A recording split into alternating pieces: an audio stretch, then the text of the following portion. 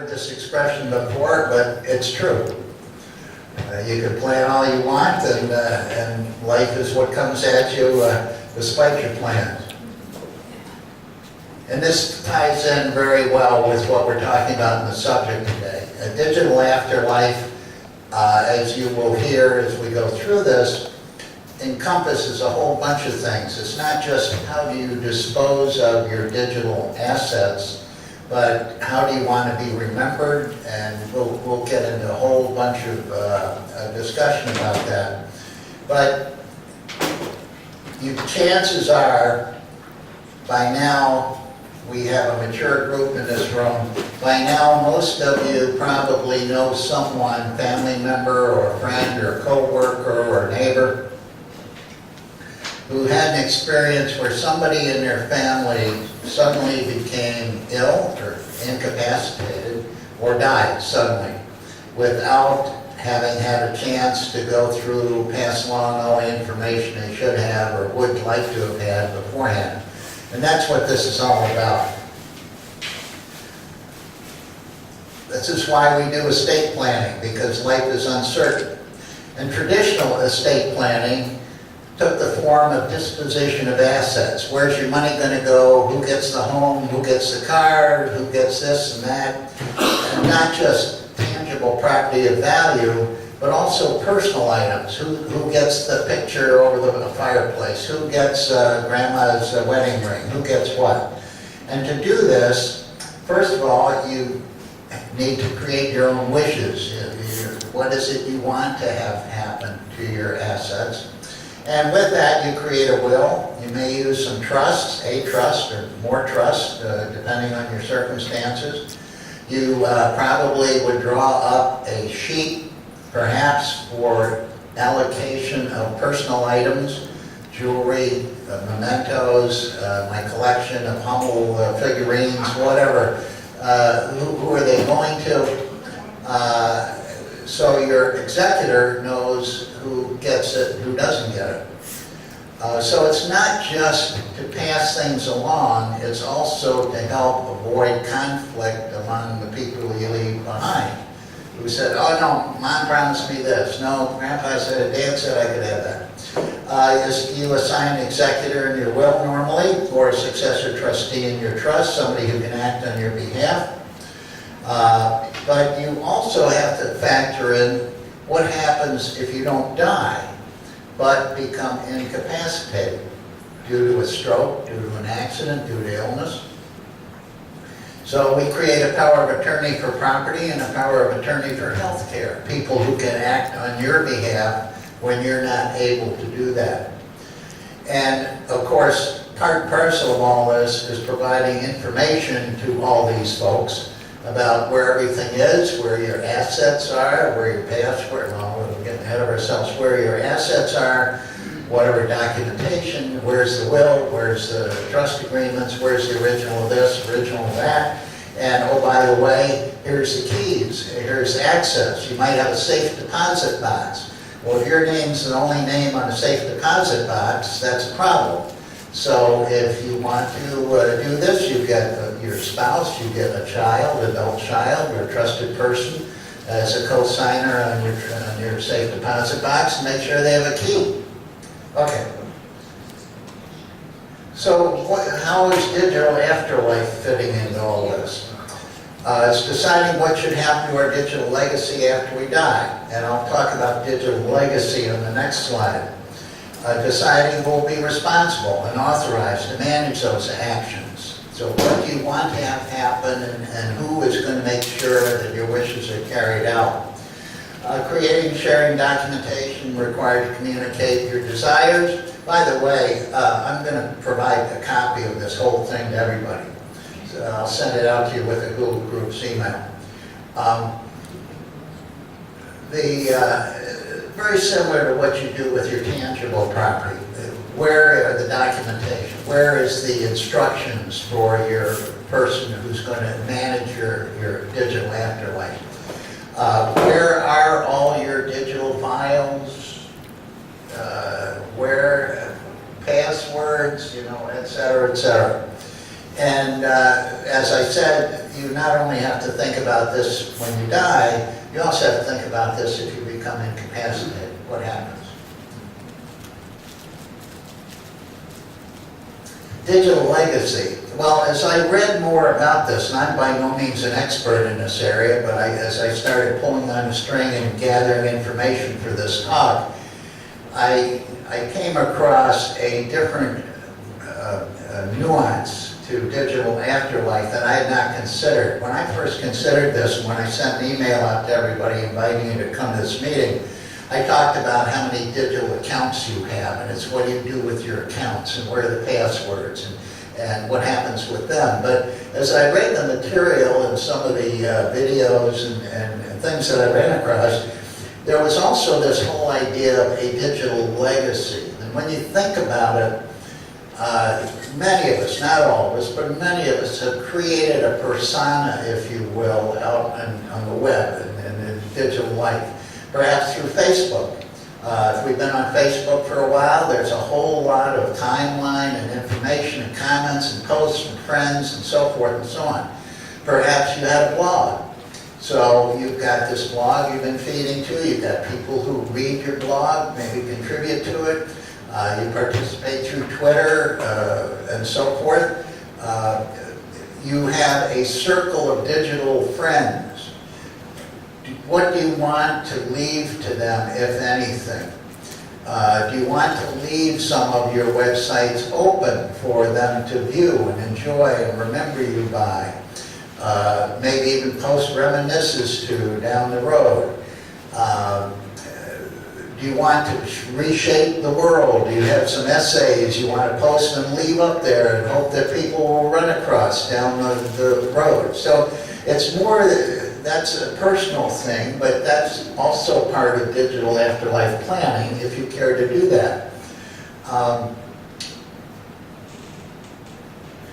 One other aspect of that, there's a whole other subset of that if you want to create an avatar for yourself, you can find services that will send an email from you, supposedly from you, to friends or your kids after you die, to wish them happy birthday or happy anniversary or hey, I'm just passing some on.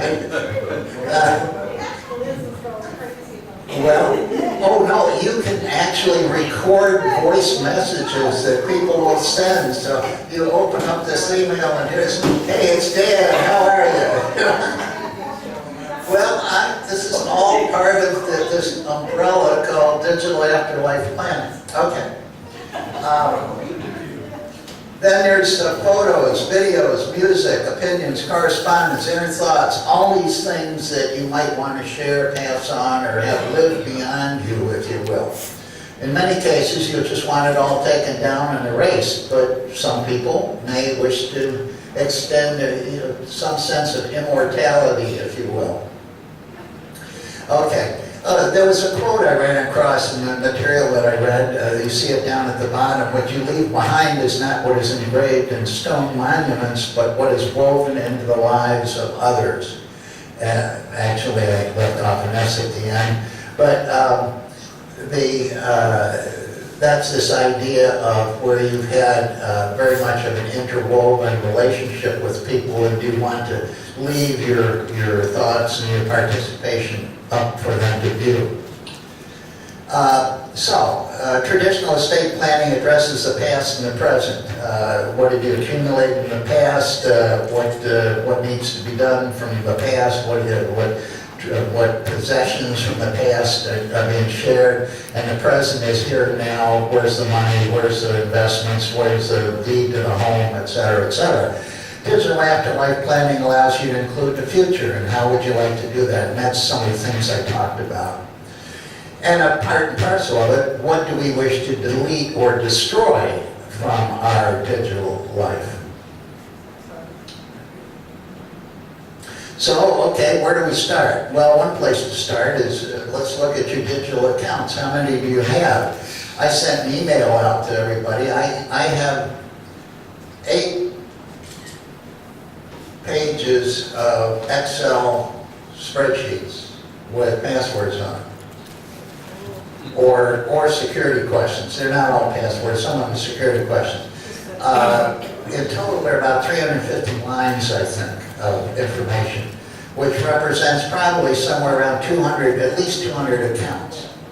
And you say, well, what are all these things? Well, there's a logon account to my computer, my wife's computer, my daughter's computer, and there's a, there's a password for this and that and the other thing. And every time you go on a website and try and learn more or whatever, they want you to register. So you register, create a password and log on and so forth and so on.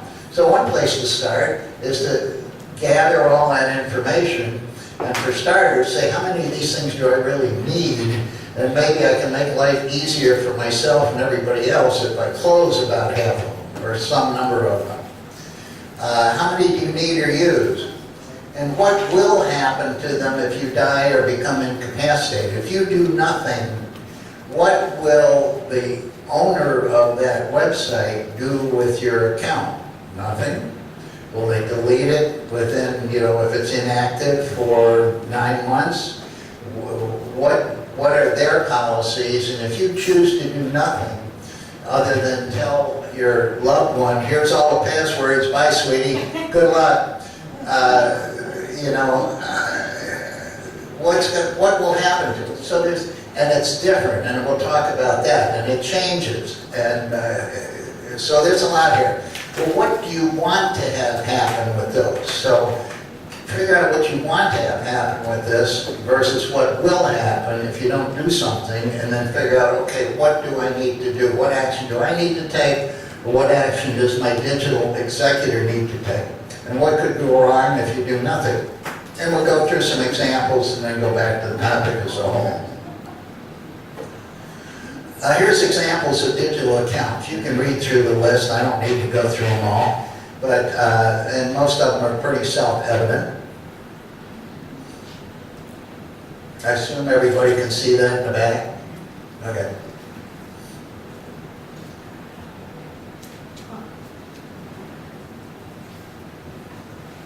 And some of these have more financial impact and more, probably more important to you than others, but they're all sources of your digital accounts. Okay? These, according to eBiz MBA, these are the 15 most popular social networking sites as of July of this year. Facebook, YouTube, Twitter, Instagram, LinkedIn, Reddit, VK, Tumblr, Pinterest, Google+, Flickr, Meetup, Ask.fm, LiveJournal, and MySpace. Well, but these are, yeah, you missed out here. You can get some more accounts. Okay, so this gets kind of interesting because they all have their own policies about what happens when somebody dies.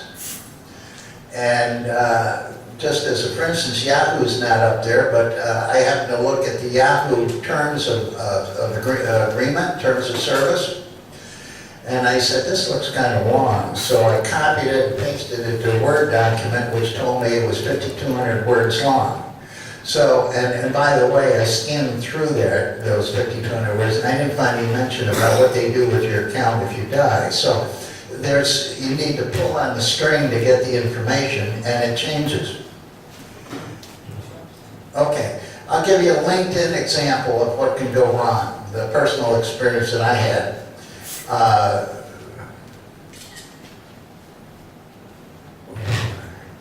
I received an email in my inbox from LinkedIn. I have a LinkedIn account.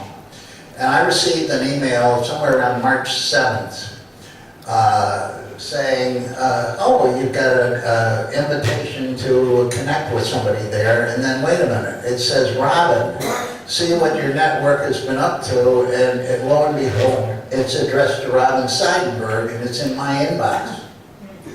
What? So I hovered my mouse cursor over Robin Seidenberg up there to see the email address, and it had been sent to president@lcace.org. So apparently, when Robin opened a LinkedIn account some years ago, She didn't want to use her personal email address, so without thinking that she was not president for life or didn't want to be president for life, she, I know, she put down presidentlcace.org for her email address, which of course now comes to me, anybody sends it. So I'm looking at this and I'm saying, well, okay, I've got to get a hold of Robin and ask her to change her email address. Well, this was March 7th. And unfortunately, Robin passed away on February 17th. So I said, okay, now what? Plan B.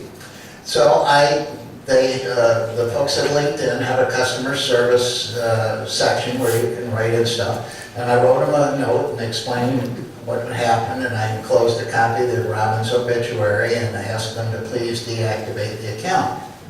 And to their credit, 2 days later, you can't read this, but 2 days later, this is the chain with LinkedIn, and 2 days later, they said, thank you for the information you provided.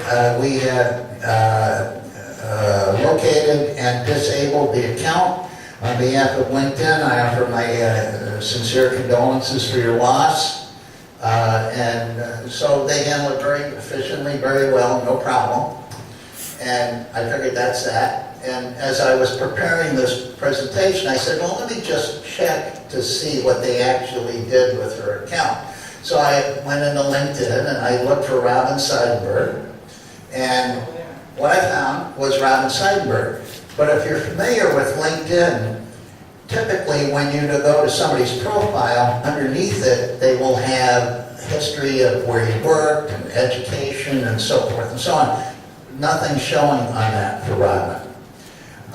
So I said, well, okay, let me try the more here. Click on the more, and nothing happened. So I said, well, let me try connect.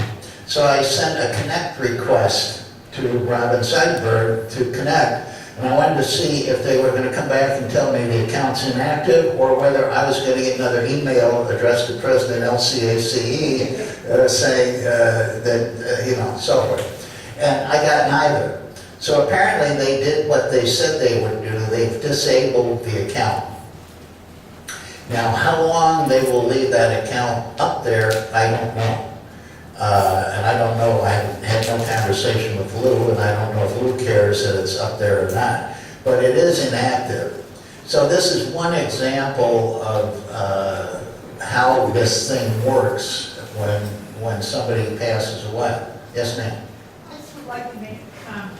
Okay. If you don't want to keep track of all your 27 million accounts, I would suggest, and this is from personal experience also, that you make sure that whoever you're going to be, whoever, like I would do to Fred, make sure Fred has my email password, because 9 out of 10, or maybe 95 out of 100 of those accounts, if you can figure out what their ID is, it isn't hard, because usually the thing that says, forgot your ID, then they will email the password back to that email. The problem we ran into with Robin was we didn't know her email password, so everything else they tried to get their email back to her password.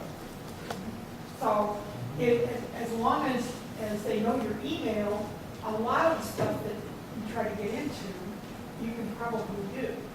So if you don't want to maintain that list spreadsheet of 12 pages, at least make sure you're going to get somebody else has your email. That's my comment. I was just going to say, it'd be interesting to see, since you went through this, if I looked up Robin's and also to look in to see what their methods are. I know Facebook has very, but about to find a very easy method for what they do if you don't do shared account. And I'm assuming that at least most of those that are up there, but I haven't looked at all of them, I've looked at some of them and set it up. But there is an arrangement. Yeah. If they don't hear from you in blah, Right. what do you want to happen? And you can say, I want this to happen, I want this person to do it. And I'm kind of surprised that they would close it, even with the obituary from you, in this digital age of false Well, news. that's why they didn't delete it, they just And disabled and whatnot, that they would say that they need the permission of, say, somebody who was in the obituary, which was definitely, you weren't listed as family, to actually get somebody that really knew this person. I would, Well, but that's why they don't delete it. They yeah, just but I disable would it. hate to think It that, can for be instance, re-enabled. generally speaking, though, I would hate to think that, so I could go into your account Right. and send something and say that, you know, something happened to you and you can't use it, and they disable it, Well, if I try- and you don't know how to get back in your account because it's been disabled, and unless they're keeping the pattern, you know, the backlog of all emails, which I would be surprised that they would, that, you know, that they would have how to stop it. So Yeah. I'm kind of surprised that something used for business particularly, which is what this is. that- Well, it is disabled, and from my reading, I got the impression that their preference is to disable it, because let's say the case you described, let's say Robin was alive and well, and tried to log on to her account and found it was disabled, she could certainly, they would ask her for a password, she could give them the password, and they could reopen the account, so. But I would imagine that- Harriet? Yeah. Okay, instead of putting all my passwords to the various accounts on my computer, I got a little telephone directory. And it's alphabetical, and I can put in the account, name, and my ID, and my password. So, and I've got about 3 or 4 copies of it at various places. So that my sisters could always find this, and they could get into my computer. They could do something like that, instead of having it out in space someplace where somebody could get their hands on it. Yeah. Okay, with these people, if they went to the Social Security Death Index or called up Social Security, they could have checked whether she's still alive or not. Or something else, you know. They might have done that, maybe they don't care. Well, they processed my request in 2 days, so that suggests to me that that I convinced them in my narrative that this was legitimate, but that would certainly not always be the case. But you sent it from that email, correct? Or not? I did, Okay, yeah. see, so that also. that's true, yeah. Deborah, you have? Yeah, I was thinking because it's a club, Yeah. it's an organization, and you prove that she was deceased, she's no longer president is probably one of the reasons they did it. Well, now remember, this is an individual LinkedIn account for her. Yeah, you're right, it was presidentlcac.org, which it lended some credibility to what I said in my email. Had it been Robin Seidenberg at such and so on, and they probably said, wait a minute, you know, so. Bill, did you have a point? Well, we made a comment about giving out a password to a vendor. They don't keep track of it. They're encrypted. They don't know what the passwords are. I'm sorry? You had made a comment that if you had the password for LinkedIn, Yeah. you gave it to them, to the LinkedIn people. Okay, and you can't do that because they don't keep track. No, you're right, okay, you're right. I was trying to think of how you could establish, if that happened to you and you were trying to reactivate the account, what information would they ask you to validate that you were you and you're alive? And I thought a password, but you're right, they wouldn't necessarily know the password. There are also the questions that you Yeah, put in the security answers. questions, yeah, there's other ways of doing that. But anyway, this is one example of where nothing was done until somebody, in this case, got an email or had some reason to get into the account or what have you.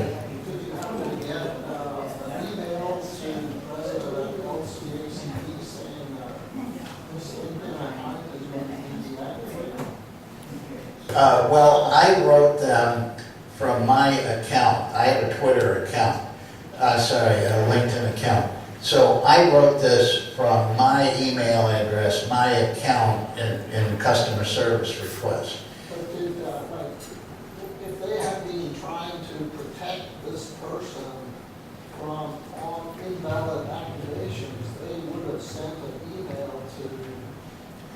That's true. To the email account in their profile, saying, I think that's amazing. this is going to be deactivated. You know, I'm not sure who they sent it to be honest, Ken, because you can't read this, but if you, the two line, excuse me, the two line up here is a series of letters and numbers and so forth at prodigy.net. So I don't know what email address they actually sent this to, whether they sent it to president@lcac.org to test my veracity, or whether they sent it to my email address that I had on file with LinkedIn, which was not that. So actually, I don't know who they sent it to, but it showed up in my inbox. So I don't know whether it was under, which of those two email addresses it was under. But interesting point. Okay, moving right along. Okay. So here are some policies. Bobby mentioned that she's looked at some of these and what their policies are and so forth. I got this information not directly from the websites of the social media organizations involved, but from articles that described what their policies were. And Google has an inactive account manager, which I will give you an example of. Facebook turns deceased user profile into a memorial. Dropbox will supposedly delete inactive accounts after 90 days without login. I can guarantee they don't. Well, okay, I'm just, yeah. Okay, notice the information in red here.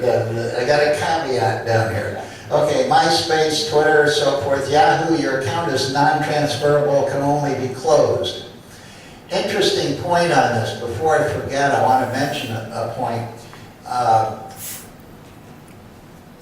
If you have, let's say, your Apple account, your Microsoft account, Google account, and so forth, let's say you have purchased music through iTunes or Amazon Music or whatever and so forth and so on. You don't own that. You have a license to it, which expires when you die. So you can't necessarily say, I mean, if you tell them you're dead and I want to transfer all my iTunes tunes to so-and-so, and they say, no, it won't work. Now, first of all, these things change because, and we'll talk about that, some of the changes that have taken place, but it varies from one to the next. And they only deal with death. I have not run across anything that deals with incapacity. So, you know, well, I'm sorry my loved one had a stroke, but he's still alive. Well, I don't know how that works, but I have not run across any situation like that. Here is an example of Google's, I use the term here, inactive account manager. If you go to Google and go to their personal information and privacy screen in My Account, you go to My Account in Google, and if you scroll down through this page under personal information and privacy, you will get to assign an account trustee right here. And in that is inactive account manager. And decide what happens to your content if you stop using your account. And you can click on that and fill in information. Oh. Killed it. All right. What did I do? You broke it. Lester killed it. You erased all your hard drive. Don't say that. That's not funny. Okay, here we go. Inactive account manager. And so you have a timeout period, alert me, notify contacts and share data. I've not worked through this, but they have apparently a fairly clearly defined process that you just keep pulling the string and go through this. Okay? I'm just aware. Okay. Yeah, you're doing, there's something happening there. Okay. Is that better? Yes. Yeah, okay, sorry. Okay, so where do I go to learn more and get some help in planning my afterlife? Okay, there's referenced books, but, and I say that hesitantly because I found about 2.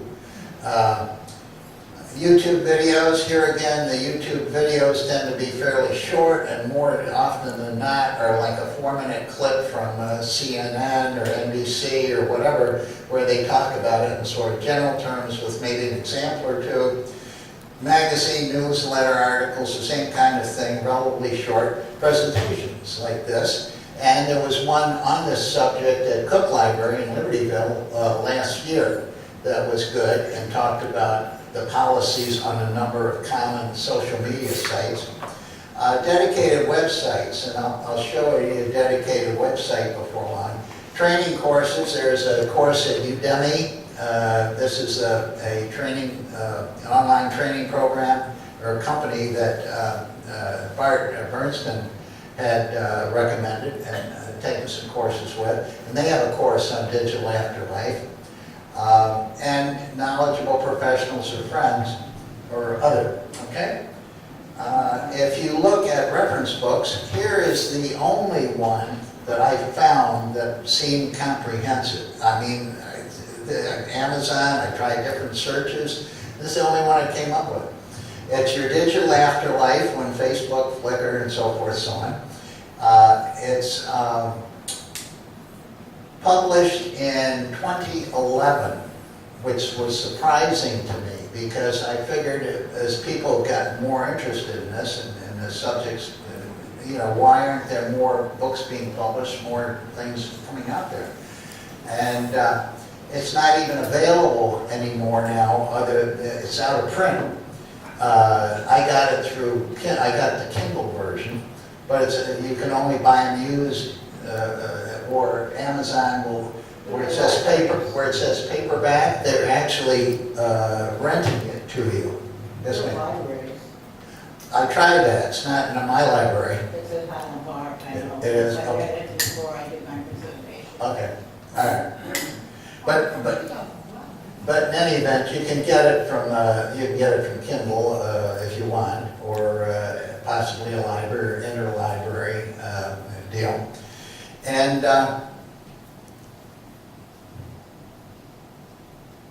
here are the contents. And we won't go through them in total, but it starts with an introduction, then he talks about, there's 2 of them, talk about your digital life and beyond and how things have changed from physical paper and physical to digital and so on. And it talks about the artifacts of your life, your digital creations and reflections and collections and new forms. And it gets back to this idea of sharing information and your ideas and thoughts and what you leave behind, why we pass things on and so forth. And talks about, number 9 starts talking about birth of an industry down here. Digital estate planning, posthumous messaging, online memorials, other services, and so on, and then talks about digital executors. So the second part of the book deals with, okay, what do you do with all of these things and how creating your plan and so forth. What was interesting to me as I looked at this was Chapter 9, The Birth of an Industry, okay? So I read through it. It's a nicely written book. It's easy to read. And it talks about March 1999 where a gentleman tried to come up with a website like this called finalthoughts.com to help people record their thoughts, collect their digital information. It didn't take off. 1999, it was too early, there wasn't much interest, and it kind of faded away. So in any event, as you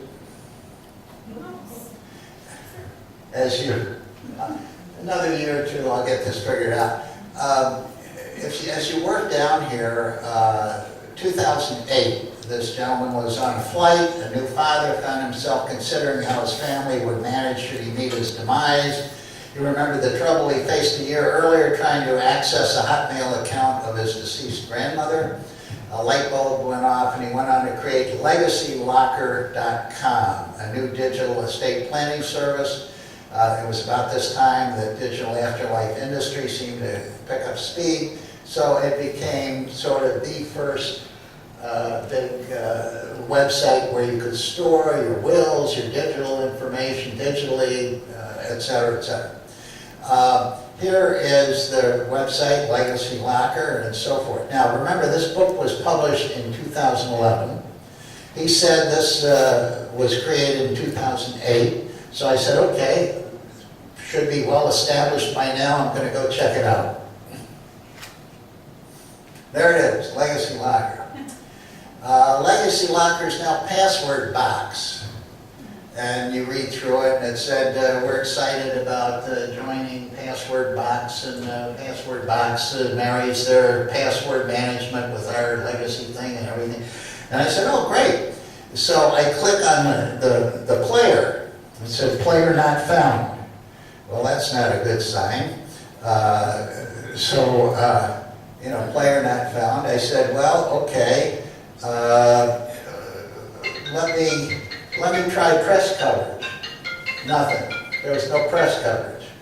So I said, well, okay, let me go to Password Box and see what that says.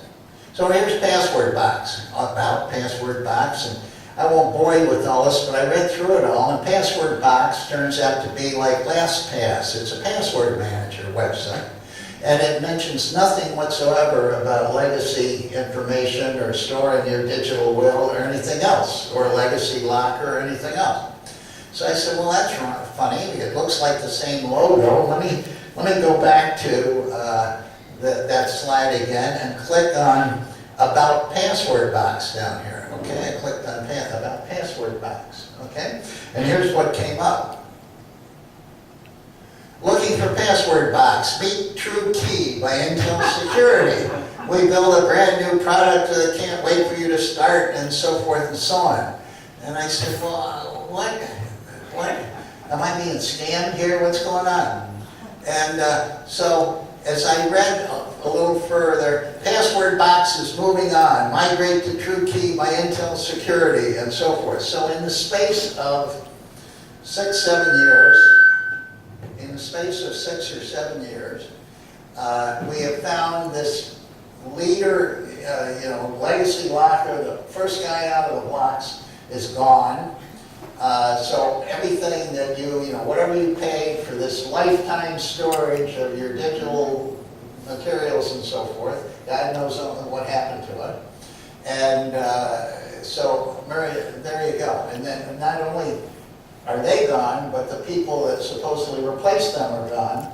So the point of the story is, as you start exploring this and start looking for websites where you can put your information, you need to make sure that, or at least keep an eye on them and make sure they're going to be around when you expect them to be around to take care of things.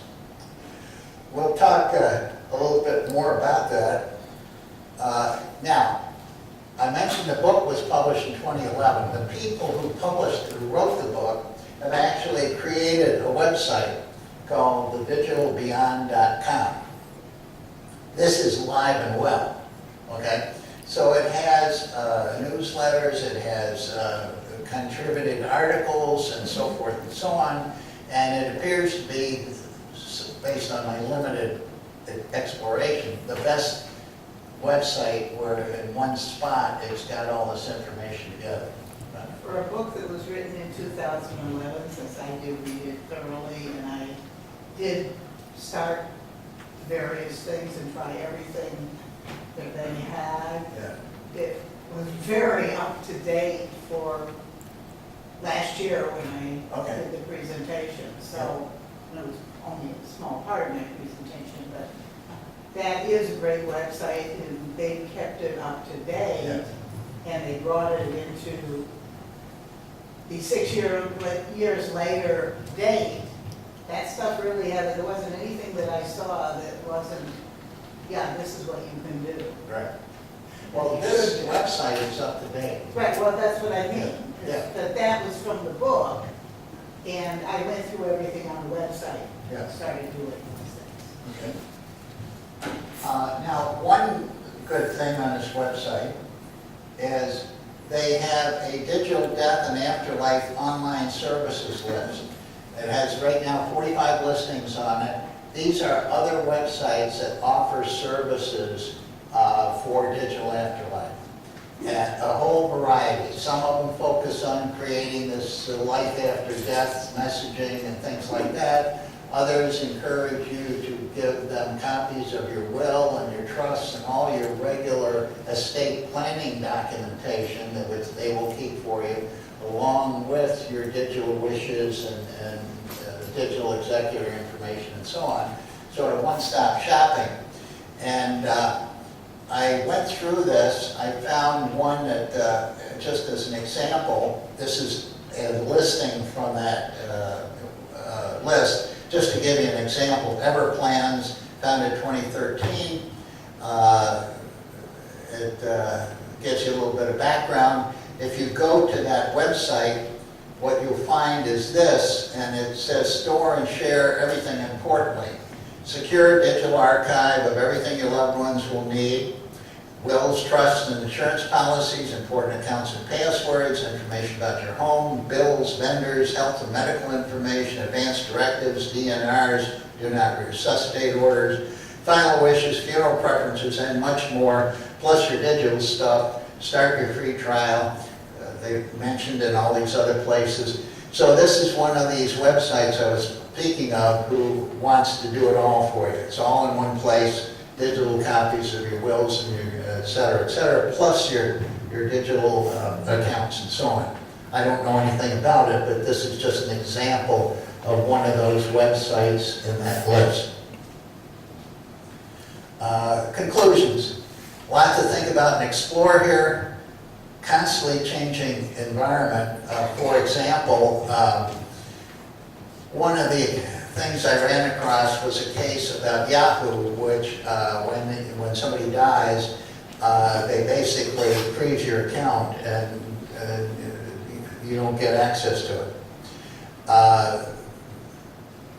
Parents of a soldier or a Marine who was killed in Iraq wanted to access their son's email files. And they said, no, won't do that, can't do that. And so they took him to court. And under a court order, they were ordered to turn over the information to the family. So this is an ever-changing, as legal documents or decisions come out, policies change and so forth and so on. So you've got to keep monitoring this environment, even if you go through all the homework and say, okay, what are all the policies in my existing account? What am I going to do about that? And so on. You cannot assume that that will be unchanged. We all have a mix of tangible digital assets. We probably should consider how they all fit together and who does what. They're both practical and aspirational considerations. I mentioned those. The aspirational will be what do you hope to be remembered by? Do you want to have a presence after you die, digital presence after you die? Versus the practical one about how do I close out my accounts, erase information. And it's something to think about here. Back in the day, we corresponded by letters. And it's not unusual for older folks, they die, you go through their things, you'll find packages of letters they kept from relatives and friends, close friends and so on, which contain personal information and personal thoughts and things that they never intended to see the light of day. And so you burn them or you throw them away or you shred them and move on. But depending on how you use things like Facebook or how you use emails and what you share in emails with other people and so forth, and particularly younger people these days who are sharing inappropriate photographs with each other, these things live on until you make arrangements to have them absolutely deleted. And even then, you're not sure because some of these websites have copies to make sure they don't lose your data. So how can you be sure that all the copies of these things have been erased? So I don't have an answer to that, but these are the kinds of things that run through your mind. Educational challenge for yourself, your family, and your attorney. I've not talked to an attorney recently, but how on board, whatever attorney helped you draw up a will, or trust agreements, or powers of attorney, and so forth, how on board is your attorney on digital afterlife matters? And are they going to be able to help you sort through this and take some of the legal aspects of it? Don't overlook incapacity, clearly a problem. My wife has a friend, good friend, whose husband unfortunately suddenly had a stroke. And it's a second marriage. They've been married for maybe 5 or 6 years. He handled the finances and all the rest of it. The stroke not only incapacitated physically, it incapacitated mentally. He was still alive in a nursing home. And she's like, okay, now what? You know, where are things and what's going on? So you need to be prepared for both aspects, including the digital as well as the non-digital. Next steps, I don't have a cookbook here. All I've really done is shared with you some things to explore, places to look at, and so on. Each of us is going to have to pull on the string ourselves to educate ourselves, look at our own personal situation, then act to document our wishes, identify surrogates, and I'm hoping that you will be willing to share the insights and information you get from this with your fellow club members. I'd like to think of this as an initial presentation on this subject with the idea that maybe sometime next year we have a follow-up meeting and everybody's going to be a little smarter about this, and it will ask people to share what they found and some tips and places to go and things like that. I can tell you those letters that you are throwing out to a genealogist that you're ready to sue you. Because I know personally that an aunt threw out my grandfather's family tree with 300 people on it that was in my house and was not there. And the next place he went to is again. And she had him, from what I've heard, she had him, oh, all that stuff is old and icky. And you don't need it. So photographs went out with his family tree with 300 people starting back in the 1900s or 1800s, went down the tubes. Yeah. So we like those, and guaranteed if you've been adopted or you don't know that you're adopted and you do DNA, those all help get information to genealogists. Sure. And I know from the people that did attend the thing, a couple of things that I've done on genealogy, there are genealogists in this group. There were more than just Terry Rowland and stuff. Good. Yeah. So think first before you throw out things that you think are worthless. And some of those diaries, reading my mother's diary when she was a teenager was pretty cool. Yes.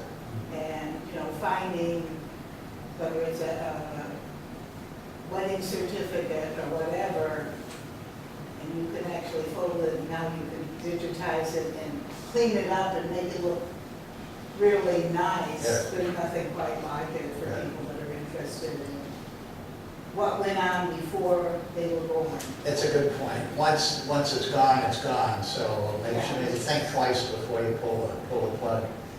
All right? I would make 2 comments. One is, you have to be sure if you're doing all this digitally, that the person who's going to be your executor, executrix, Yes.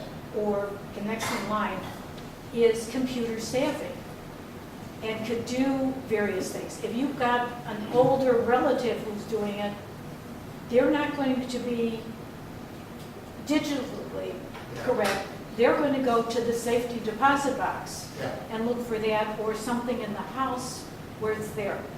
This is really good, I think, for us in the same way at my synagogue years ago.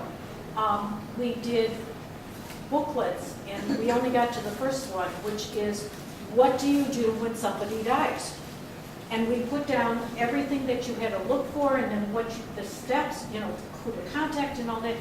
And it was very helpful to me, because a couple of years later, my mother died, and I knew exactly 1, 2, 3, 4 to do this. I see this as that kind of a manual, rather than putting everything out there, because I'm that person. I had things on AppleWorks which became ClarisWorks, which now cannot be read because Apple does not support the program anymore. So you've got to make sure, is a PDF file going to be okay in 5, 10, or 20 years? So you have to keep up. I'm glad you mentioned that, Harriet, because I forgot to show you my little training aid here. I've got the digital files carefully secured and set up here, and the computer that I can read this on Piece of paper. is no more. So fortunately, I know what's on here and it's not material, but the digital, the media changes, and they made a point in the book about that. The software changes, media changes, you've got to keep updating it so you can still access it. I've got one that's a little bit like that, but it's 8-inch. Yeah, I know. Yes, right. Yeah, this It is gets- new, this is a 5-inch, replaced the 5-inch. Yes, ma'am. In answer to Harriet, in this book and in the digital beyond, I've forgotten which, they have a spreadsheet that you can fill out and then you print it. Okay. But difference between, this is your executor and this is your digital executor. So my executor is my daughter, but Right. digitally she ain't much use. So yes, she can use her computer and do all the things she wants to do, but neither of my 2 older kids are interested. The grandchildren, yes. So I put the grandchildren, starting with the oldest, that they would be the persons that could actually do the things. And the passwords are the biggest thing, because the first thing I was talking to them about, my grandson says, well, Grandma, it's all on your computer, isn't it? And I said, yes. I said, do you know how to get in my computer? And he said, oh, no. So I mean, that first password, like for your email that you use all the time, that first password that's on your computer, that is the most important. But you have to put a different person in charge of it. And as we get older, you have to particularly do it. I mean, Robin's grandson is certainly interested in computers, but not necessarily, never worked with her on the computer, hers, except for repairing it. So it created a problem, but you can get into a computer password. But the executor the digital executor is a different person. And as they say, the fact that this was done in 2011, and they really covered so much as they did, when so much has changed in 6 years. Rick? Are you on the last page, or are you done? Almost.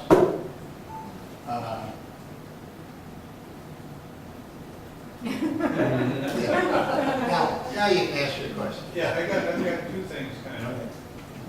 One is to just be aware of the fact that there are other places where your information is stored, like even perhaps your kindergarten grades, Where? your kindergarten grades, Oh, yeah. your grade school, Yeah. and various levels Yeah. of education. That information is maintained regardless probably of how many years since it happened. Yeah. And there may be other things like that. Yeah, military service record. Right. And of course, a lot of federal government Yeah. regulation, information. The other question I have is, you're putting a lot of information out. Hopefully just to this person who's going to be an executor, but in terms of your digital afterlife information, even legacy, that's really ripe for scammers and identity thieves. Did they talk about that? I'm not, I just got the book, so I have not had a chance, I've read about the first third of the book. I don't think there was a whole lot, there was some, but identity thieves, maybe they've always been around, but it's much more prevalent. I mean, you can't go a day without reading one of these How to Geek or Kin Commando or any of the various emails that you might get, that there isn't something about this has been hacked, it's in the papers. If you get Fold, which gives you the highlights of the news, I mean, every day they're talking about it. In 2011, they weren't, but the fact that they even thought that much ahead in this book is, it's amazing. There has to be some way to, in quotes, give your password to someone else without revealing it until a future date. Because I wouldn't want to give my password to you if you were my executor, because you could actually log into my email and do stuff. But if there was some way that I could give you my password, but you couldn't look at it until 12 months or a year, a couple of years, or if I store my password somewhere and I have to revalidate every month, that it's not to be revealed. And so I would log on every month and say, don't reveal it yet. Log on next month, don't reveal it yet. Log on, don't reveal it yet. And then so I die and I don't say that, and then, okay, now you can log on and it will be revealed to you, this is my password. Well, if the person you're going to give this to is, you trust them enough to give them this information. It's my understanding, for example, that service members, as part of their deployment preparation, write a letter, put it in an envelope, and mark the envelope to be opened only on account of my death. Yeah. It would seem to me you could do the same thing with your passwords and give it to this trusted person. Now, if they open it and you haven't died, maybe they weren't as trustworthy as you thought they were. But there are other circumstances, even before we get to this digital afterlife, where information is provided on the condition that it's not supposed to be opened until after death. That would seem to me to be one way to do it. But there's a problem with that because certain sites will force you to change your password every 6 months. True, yeah. When I was working, we had to change our password every 6 months. Yeah. So I could write it down and seal it and say not to be opened, and then when they open it, it's the wrong password. But change the, just give them a new envelope. Give them a new letter. In But 6 I'm months. I'm in Afghanistan and I can't, I'm somewhere where I can't No. update. Well, you could do it with a password manager, and if you give them a password manager updates. But yeah, it's certainly something to consider. Bobby? Well, the thing that comes to mind with what Ken said is that way is all wonderful, but if anybody read the book, Still Alice, which is about a woman who develops early onset Alzheimer's and pretty much had it set up on her computer so that she could keep track of her life in stages, but she had 4 things at the top of the page of the computer. But with Alzheimer's being so prevalent, having your method of every night checking that, you have to rely on the fact the person you give very personal information to is going to hold, and if not, it's still not a identity theft. This should be somebody that you really trust, but you can't trust all things all times forevermore. And you certainly can't trust your health to there evermore. And I think we all, if we haven't had that problem, we know somebody very close to us who has. And so that's part of the issue of preparing ahead of time while you're still able to do it.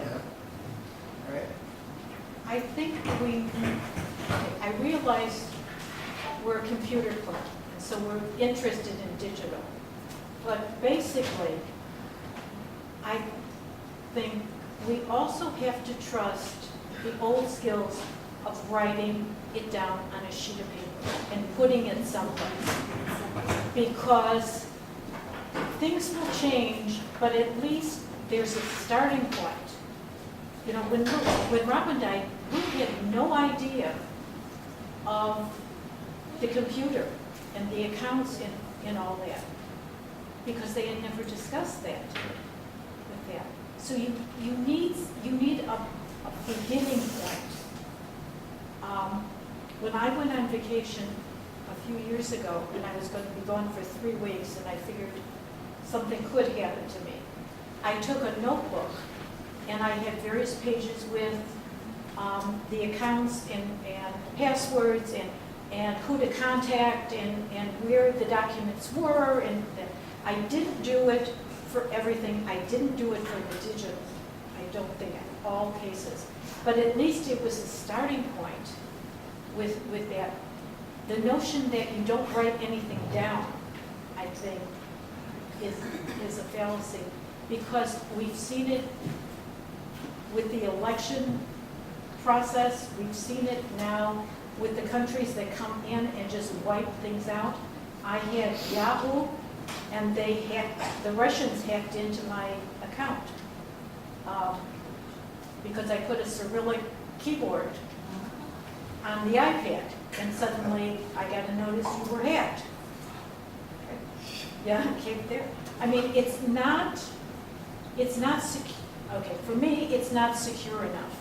There's always somebody who's smarter than I am who can get into the computer and into the accounts. But if I write it down and I put it someplace secure, and I tell my family where it is, you know, and they're my next of kin, so they can get into the account even if their names aren't on the account, they can get into it. That's my backup. Well, that's a good point. We didn't really discuss how you would convey this information and that we talked about passing to somebody. And that makes an awful lot of sense rather than just put it on a computer, because who knows, your computer goes bad, you didn't have, where's a backup file and all the rest of it. So yeah, certainly nothing wrong with putting it down in writing, actually perhaps typing it rather than writing it. Yes. Well, you can't type it because, unless you if you type it on the computer, Yes. you print it. And And print you it. print it, you Yeah. can print it, but I would print the directions, I wouldn't print the information, Yes. because they can hack into the computer. Yeah. But it is a starting point, it is a starting point, it's just something to think about, I think. Okay. There was a file that I ran across the other day about this whole thing, and it gave you step by step and all the information that you should put down, and write, and steps, and who you should notify. I was going to print it out and bring it in, but I didn't get a chance to. What I have done in the past is I got a notebook, basically, my digital Afterlife in my safe. My daughter's got the number to the safe. She got all the accounts. She tells everything, who I want to my wedding, my funeral, who I don't want at my funeral, and my slideshow, the music that I want to play. Not at my funeral, but my Afterlife party. That's what I'm going to have, okay? But she got all that information, all my passwords for all my accounts. I don't think I have 8 pages of digital file, but it's on the spreadsheet. And every time I update it, I go in there and update that file and put it in there. She has it on paper, she has it on the thumb drive, it's all in my safe. When I pass, she got all that information. All the stuff on the house, the mortgages, my insurance, everything is in there. Yeah. But I've been working on that for several years now. Yeah. Okay. Good point. Anything else? Well, the story about stuff being on paper. My daughter-in-law was burgled about a year ago, They came in, they broke open a little safe that wasn't that safe, physically broke it open, spread out on her bed all her paperwork, her social security card, accounts, numbers, passwords, everything on the bed, and presumably were taking photos of it because she came in unexpectedly and interrupted them. And her plan was to take a picture of everything, put it back together again, put it back in a safe so that she would not even have known that she had been hacked. So it's not always that safe having everything on paper. Well, I'm not sharing that, I'm gonna go home and pull the covers over my head. Okay, good point. Okay, anything else? Okay, be prepared, the old scout motto.